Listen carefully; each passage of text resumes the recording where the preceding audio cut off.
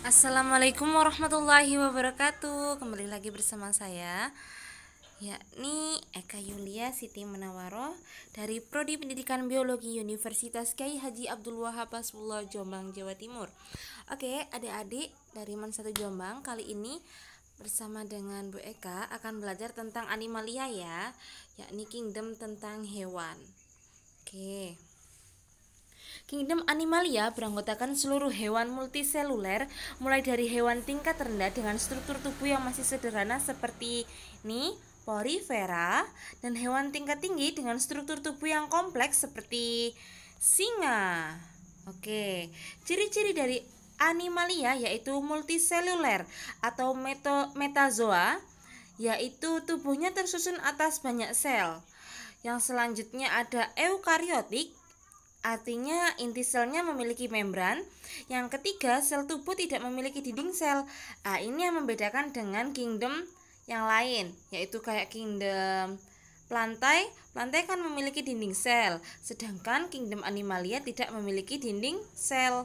Oke, yang selanjutnya yaitu heterotrof, artinya tidak bisa menghasilkan makanan sendiri melalui proses fotosintesis. Kenapa? Karena dia tidak berklorofil. Nah, kalau yang berklorofil ini apa? Plantae. Oke. Selanjutnya mampu bergerak secara aktif. Kemudian sebagian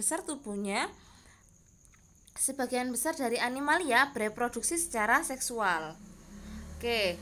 Hewan berdasarkan ada tidaknya tulang belakang dibagi menjadi dua, yaitu vertebrata dan invertebrata. Kalau yang vertebrata bertulang belakang, sedangkan yang invertebrata tidak bertulang belakang. Berdasarkan tipe simetri tubuh dibagi menjadi dua, yaitu asimetri dan juga simetri. Simetri dibagi menjadi dua, yaitu bilateral dan juga radial. Sedangkan berdasarkan jumlah lapisan lembaga dibagi menjadi dua, diploblastik dan triploblastik. Kalau diplo berarti dua, kalau triplo berarti tiga. Tipe rongga tubuh dibagi menjadi tiga, acelomata, pseudocelomata, dan juga celomata. Oke, nih berdasarkan tipe simetri tubuh dibagi menjadi dua. Tadi ada asimetri dan juga simetri. Yang asimetri contohnya spons atau disebut juga dengan porifera. Oke, yang simetri dibagi menjadi dua nih adik-adik. Ada simetri radial dan juga simetri bilateral. Simetri radial berarti jika tubuh hewan dibelah menjadi dua bagian dari segala arah akan diperoleh hasil belahan yang seimbang. Walaupun dari sini nih, atau dari sini, atau dari sini, atau dari sini, dia tetap seimbang. Contohnya itu ada cacing tanah, bintang laut, bulu babi ya. Sedangkan simetri bilateral, jika tubuh hewan dibelah menjadi dua bagian dari satu arah tertentu, maka pada simetri bilateral, jika tubuh hewan dibelah menjadi dua bagian dari satu arah tertentu, maka akan diperoleh hasil belahan yang seimbang. Contohnya belalang dan vertebrata. Ini udangnya ya. Ini dibelah dengan satu arah ya. Oke.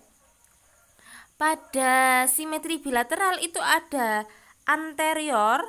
Nah, anterior ini yaitu sisi depan atau sisi kepala ya.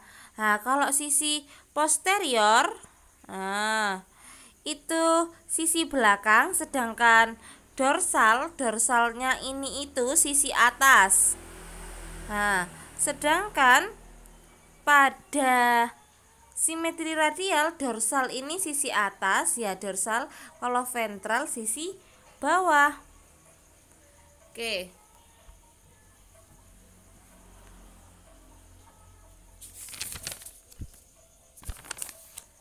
Oke, berdasarkan jumlah lapisan lembaga dibagi menjadi dua, antara diploblastik dan triploblastik.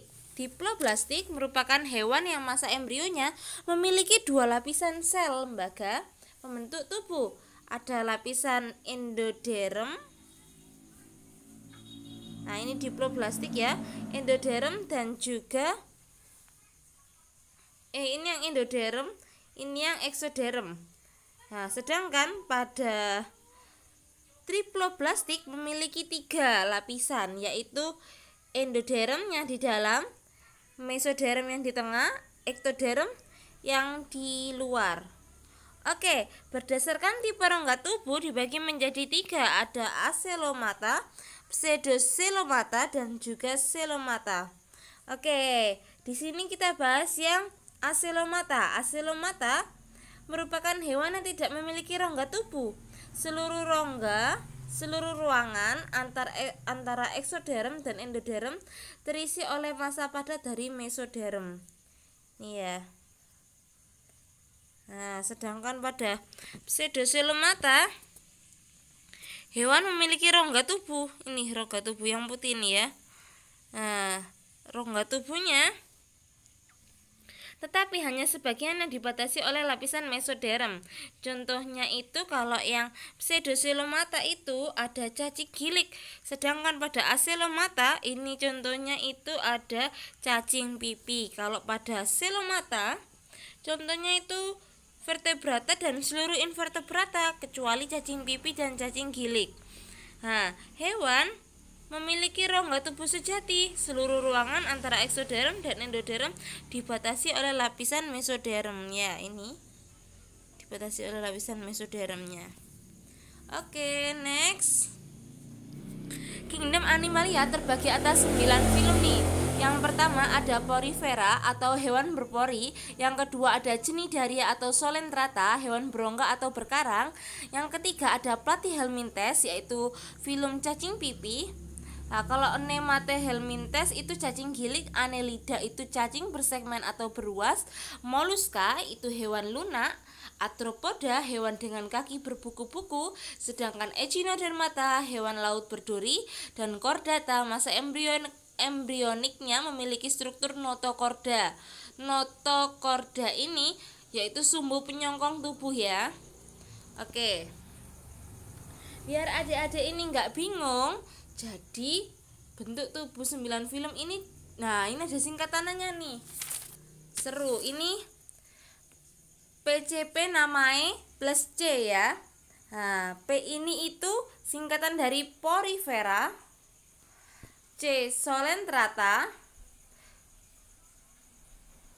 P Platyhelminthes, N Nematelhelminthes, dan A Annelida, M Mollusca, A Arthropoda, E Echinodermata, dan C Chordata. Oke, di sini Porifera dan Solentrata ini ya, dia itu hewan diploblastik. Diplo ini diploblastik ya. Sedangkan P Platyhelminthes yaitu hewan acelomata dan tergolong hewan triploblastik. Oke, sedangkan N Nematelhelminthes itu tergolong hewan triploblastik pseudocelomata ya. Sedangkan Annelida hingga Chordata ini garis merah ini tergolong hewan triploblastik celomata. Nah, selanjutnya PCP namae plus C tergolong hewan invertebrata nih. Ini yang invertebrata PCP namae. Sedangkan yang C ini tergolong dalam vertebrata. Oke, selanjutnya kita membahas tentang filum Porifera. Ayo, ada yang ingat nggak Porifera? Porifera berasal dari kata pori. Pori-pori berarti dia apa? Memiliki pori-pori. Contohnya itu ini Porifera spons, kayak tumbuhan spons gitu loh di laut ya. Oke, pori pada Porifera disebut ostium. Ini nih ostium, pori-porinya. Nah, ostium bermuara pada spongosol. Spongosol itu yang di tengah ini. Kemudian spongosol bermuara pada osculum. Osculum itu di sini ya, adik-adik ya. Oke. Spicula. Oke, spicula di sini berfungsi sebagai rangka tubuh. Spicula dibentuk oleh skleroblast, sedangkan arkeosit berfungsi sebagai sel reproduktif untuk pembentukan tunas gamet. Nah, kalau mesoglea itu daerah yang mengandung gelatin. Nah, adik-adik, selanjutnya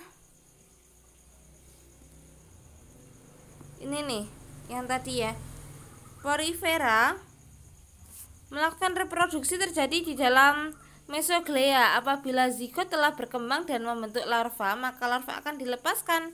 Nah, itu nanti penjelasannya reproduksinya ya. Kalau ini cara porifera mendapatkan makanan, silakan disimak ya adik-adik ya.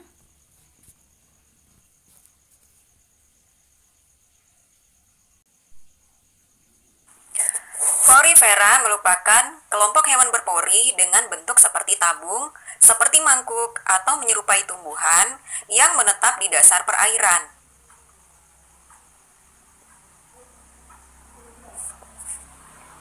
Pada bagian puncak tubuh porifera terdapat osculum yang berfungsi sebagai saluran pelepasan.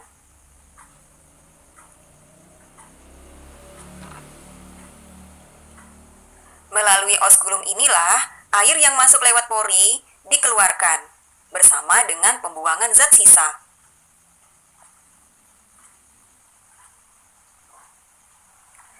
Pada permukaan tubuh porifera terdapat pori atau ostium yang berfungsi sebagai saluran masuknya air dan makanan.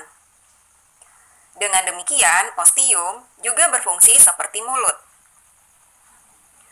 Apabila ada makanan yang masuk bersama air melalui ostium, maka koanosit atau sel berflagel akan menangkapnya dan mencernanya secara intraseluler. Hasil pencernaan selanjutnya diedarkan ke seluruh tubuh oleh sel-sel amoebosit.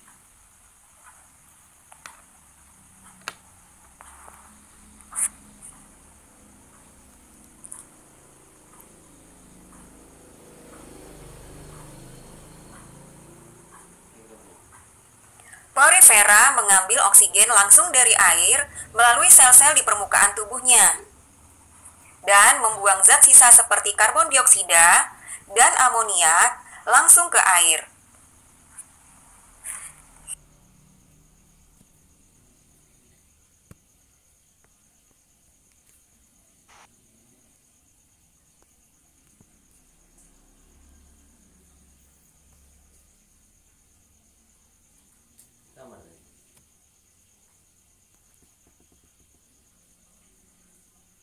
Oke, jelaskan penjelasannya tadi dari animasi yang sudah Baika tampilkan. Nah, yang selanjutnya ini ada tipe saluran air pada porifera. Nah, ini dibagi menjadi 3 adik-adik.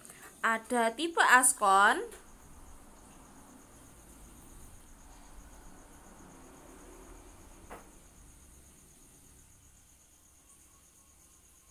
ini ya, tipe askon, bentuk paling sederhana seperti vas bunga yang ini nih. Nah, sedangkan tipe sikon, dinding tubuh melipat secara horizontal sehingga potongan melintang tubuhnya tampak seperti jari-jari yang ini, yang tengah ya. Oke, yang ketiga ada tipe leukon, bentuk paling kompleks, bentuk tidak beraturan. Nah, yang sebelah sini nih, ini contoh yang tipe askon, ini contoh yang tipe sikon, dan ini contoh yang tipe leukon. Oke, ini yang reproduksinya ya dari porifera. Nah, ini nih, reproduksi porifera terjadi di daerah mesoglea. Apabila zigot telah berkembang dan membentuk larva, maka larva akan dilepaskan dari tubuh porifera dewasa. Selanjutnya, larva akan menempel di dasar perairan dan tumbuh jadi porifera muda. Walaupun hermaprodit, tetapi dua sel yang melakukan fertilisasi berasal dari 2 individu porifera yang berbeda loh. Hal ini karena apa ya? Karena waktu pematangan zigotnya itu pematangan 2 gametnya itu tidak bersamaan. Nah, porifera itu tadi penjelasan yang seksual ya, yang fertilisasi sperma dan ovum. Nah, ternyata nggak cuma dari seksual aja, ternyata bisa secara aseksual dengan tunas atau buding dan juga gemula atau tunas internal. Oke, klasifikasi porifera dibagi menjadi 3 nih adik-adik. Kelas kalkarea itu rangka tubuhnya tersusun dari zat kalsium karbonat, memiliki tubuh kecil dan hidup di laut dangkal. Contohnya itu Clatrina blanca ya. Kalau kelas Hexactinellida, rangka tubuhnya tersusun dari zat silikat dan memiliki spikula berduri 6. Contohnya Euplectella. Nah, sedangkan kelas Demospongiae itu rangka tubuhnya tersusun dari serabut spongin atau zat tanduk. Contohnya Euspongia officinalis. Oke, next. Apa sih peranannya porifera dalam kehidupan? Ternyata porifera itu bisa jadi habitat hewan laut. Nah, bisa juga untuk mencuci nih. Itu Euspongia officinale. Nah, selanjutnya sebagai alat pembersih toilet. Euspongia mollissima dan juga obat kanker nih. Petrosia contagnata. Nah, ada juga yang bisa jadi obat anti asma, yaitu Simbacela. Oke, yang selanjutnya kita akan membahas tentang filum Coelenterata ya adik-adik ya, atau filum Cnidaria. Oke, ini ya. Keren ya fotonya ya. Oke, hewan berongga atau berkarang. Nah, Coelenterata itu berasal dari kata koilos atau rongga dan entron yang berarti usus.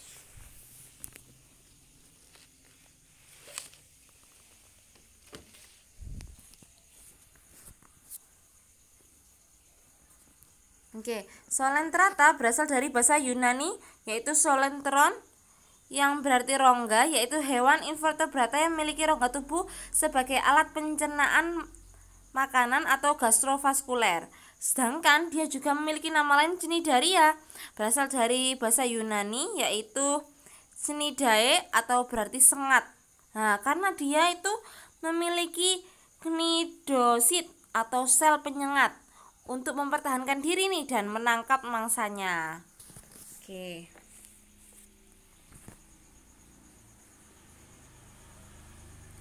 Next, bentuk tubuh Coelenterata itu dibagi menjadi 2 adik-adik.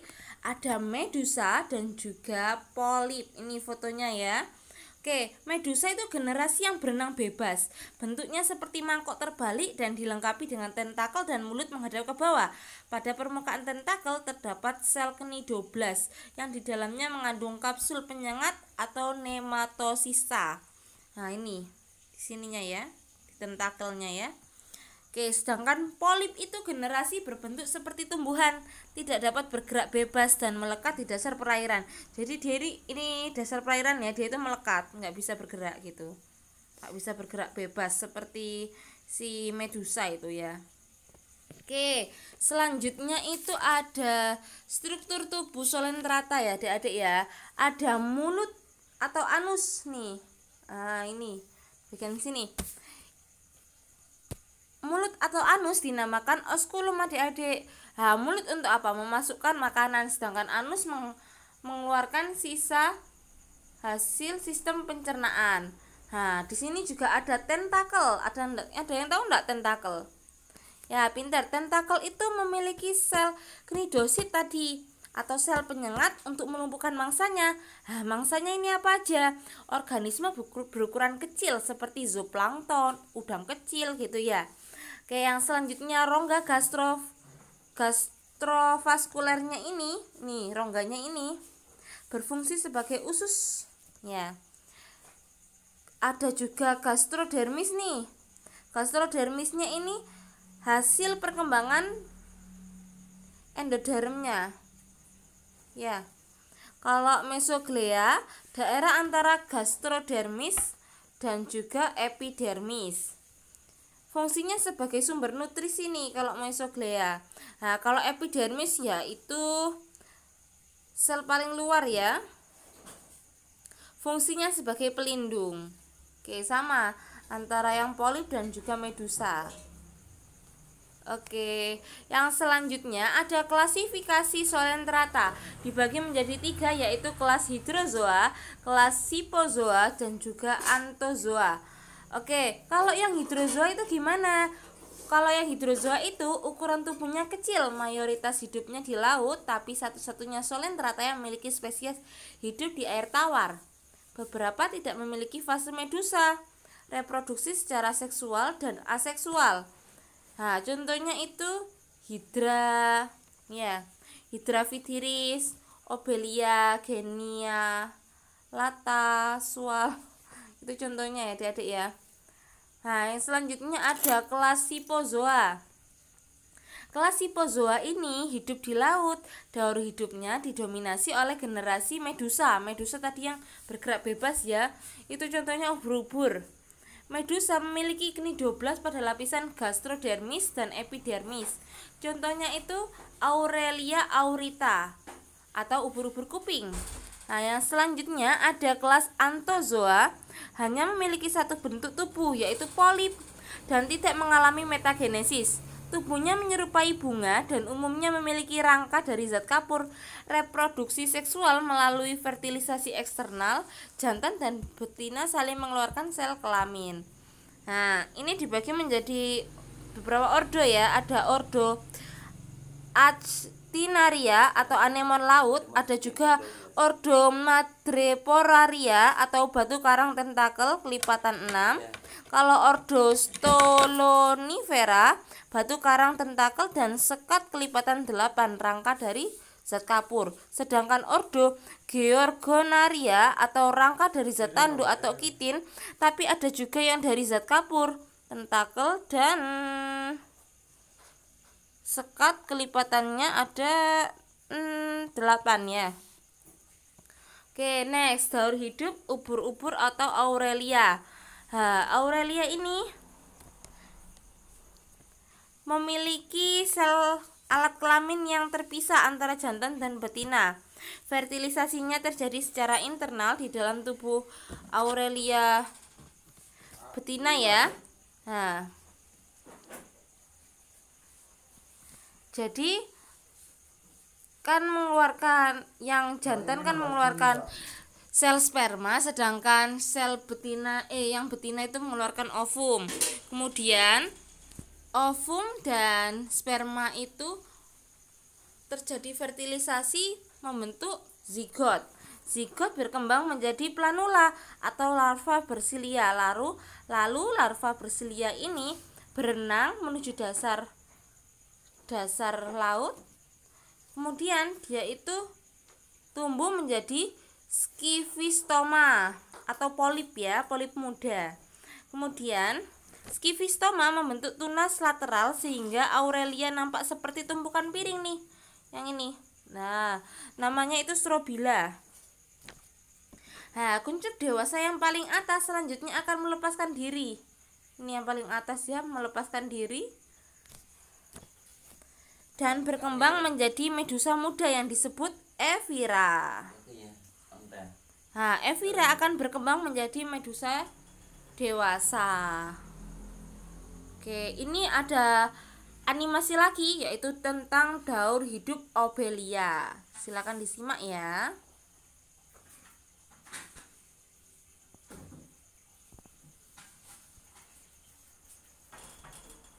Obelia memiliki bentuk tubuh polip dan medusa.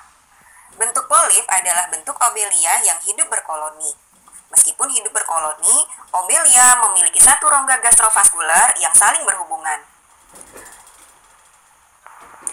Obelia memiliki dua macam bentuk polip, yakni polip hidran atau polip pengambil dan pencerna makanan, dan polip gonangium atau polip reproduktif.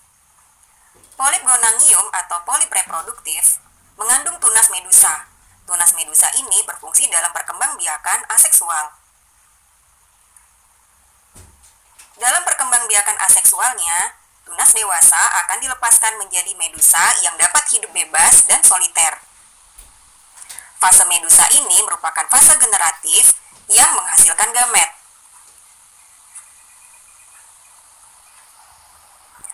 Gamet jantan dan gamet betina dihasilkan oleh medusa yang berbeda.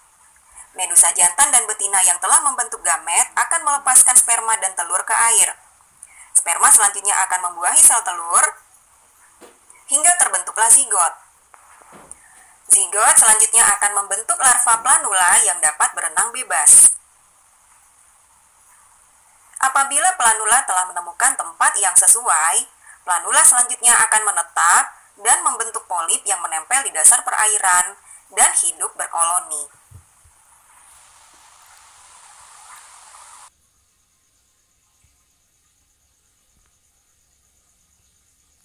Gimana, jelaskan tentang daur hidup Ophelia? Selanjutnya nih, apa sih manfaat Solentrata? Ternyata Solentrata itu memiliki manfaat membentuk terumbu karang. Dia juga sebagai tempat perkembangbiakan dan perlindungan ikan tentunya ya, karena dia membentuk terumbu karang. Kemudian dijadikan sebagai perhiasan karena warnanya itu menarik. Terus sebagai daya tarik wisata bahari ya. Yang selanjutnya bahan baku landasan pesawat terbang. Ada juga bahan obat-obatan. Hewan kerang memiliki senyawa bioaktif ya. Kemudian bahan makanan bagi orang Asia Timur. Jadi ubur-ubur itu bagi orang Asia Timur itu bisa diolah jadi bahan makanan. Oke, sekian presentasi dari Kak Eka, Bu Eka. Atas kurang lebihnya Bu Eka minta maaf. Wassalamualaikum warahmatullahi wabarakatuh. Sampai jumpa di pertemuan selanjutnya.